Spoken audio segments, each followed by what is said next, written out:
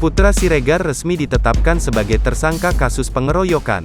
Sempat mengaku cuma berusaha melerai Rico Valentino yang sedang dikeroyok. Putra Siregar dan Rico Valentino telah ditetapkan sebagai tersangka atas kasus pengeroyokan. Kini, keduanya harus pilu lantaran terancam hukuman 5 tahun penjara. Terkait statusnya tersebut, Putra Siregar pun angkat bicara. Bos gerai ponsel PS Store itu menjelaskan kronologi dirinya ikut dalam peristiwa pengeroyokan tersebut. Putra Siregar mengaku tak bermaksud menganiaya korban.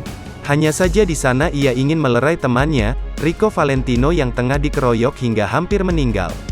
Saya lihat Rico mau dikeroyok hampir mau meninggal Rico-nya, terus saya lerai. Makanya belum bisa banyak komentar saya, katanya, dilansir Tribun Style pada Rabu, tanggal 13 April tahun 2022. Selain membantah melakukan pengeroyokan, Putra Siregar juga menegaskan bahwa dirinya tidak dalam pengaruh alkohol.